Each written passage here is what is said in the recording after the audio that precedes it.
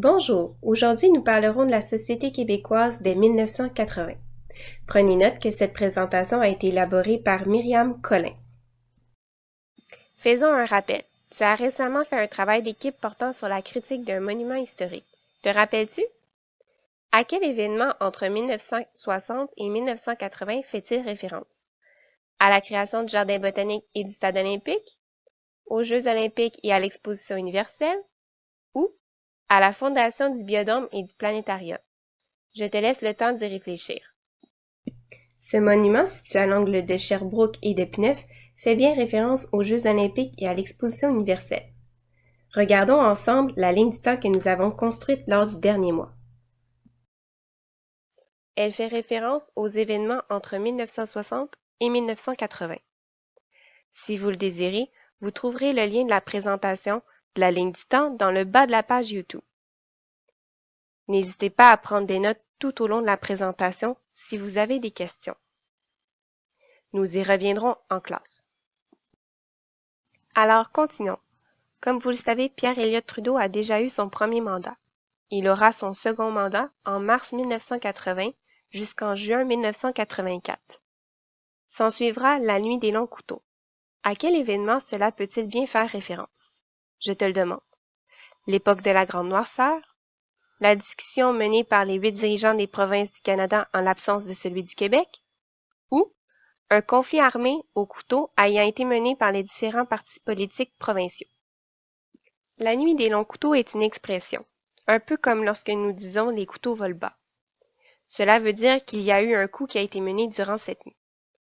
En effet, le premier ministre René Lévesque ne sera pas invité à la table des discussions afin de négocier l'acte constitutionnel de 1982. Pourtant, les ministres des autres provinces seront tous présents. Il s'en est suivi plusieurs conséquences pour le Québec, entre autres une baisse de pouvoir du Québec quant au domaine de l'éducation, ainsi que celui de la langue. Regardons ensemble la suite des événements. Il y a eu une fusillade au Parlement. Nous n'y accorderons pas beaucoup d'importance, mais si vous voulez plus de détails, vous n'avez qu'à appuyer sur l'événement et vous y trouverez l'ensemble de la description. Mulroney s'est ensuite vu élire par le peuple canadien. Robert Bourassa a suivi au gouvernement provincial. Une tuerie à la Polytechnique a ensuite eu lieu. Elle fut malheureusement la plus grande tuerie vécue par le Canada. Marc Lépine, le tueur, a ouvert le feu sur 28 personnes en tuant 14 d'entre elles, toutes des femmes. Continuons. L'apparition de la taxe de vente du Québec a vu le jour et peu de temps après, la TPS a aussi été ajoutée. Nous avons ensuite remporté la Coupe Stanley par le Canadien de Montréal. Bonne nouvelle. Je te laisse y penser. Selon toi, était-ce la 12e, la 21e ou la 24e Coupe remportée par le Canadien? Il s'agissait de la 24e. Nous sommes l'équipe ayant remporté le plus de Coupes Stanley. Souvenons-nous qu'à ce moment-là, le gardien de but était Patrick Roy, un des meilleurs joueurs du Canadien de Montréal. Continuons. Il y a ensuite eu la première ministre du Canada, Kim Campbell.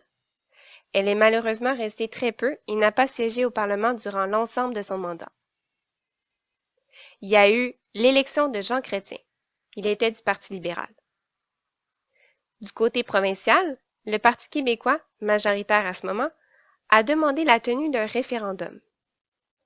Le premier référendum avait été proposé par René Lévesque et les Québécois avaient répondu à 60% contre le projet.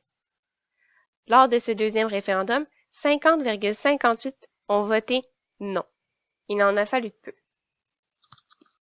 S'ensuivra des catastrophes naturelles. Nous faisons ici référence au déluge du Saguenay qui a eu lieu en juillet 1996. Il s'agissait d'une série d'inondations ayant frappé le territoire et ayant coûté plus de 1,5 milliard en dommages. C'est ensuite en janvier 1998 que nous verrons la crise du verglas. Touchant principalement l'État de New York, l'Est du Canada, ainsi que la Nouvelle-Angleterre, elle a permis à 100 mm de verglas de s'accumuler à certains endroits. Plusieurs pannes électriques ont eu lieu. Certains résidents ont d'ailleurs été évacués de leur demeure car les lignes électriques menaçaient de s'effondrer, mettant ainsi leur vie en danger. Les déplacements ont été interrompus durant une longue durée. L'armée débarque au Québec au jour 4 afin de porter secours aux victimes. C'est environ 1,4 million de personnes qui sont privées d'électricité au Québec. Alors voici, c'était un bref résumé des événements qui ont marqué les années 1980. Je te laisse regarder la suite. Tu as certains événements marquants qui ont été relevés. Tu n'as qu'à regarder les petites boîtes où il y a des dates inscrites. Je te donne un défi. Pour la semaine prochaine, tu pourras, si tu as envie, trouver les événements qui correspondent à ces dates. Nous y reviendrons ensuite en classe. N'oublie pas, la ligne du temps est faite pour couvrir 3 domaines: culturel, politique et aussi les autres événements ayant pu marquer ces dernières années. Je te laisse. Nous nous verrons demain. Au revoir! Cette capsule d'enseignement a été réalisée dans le cadre du cours PPA 3111, l'intégration d'éthique, à l'Université de Montréal.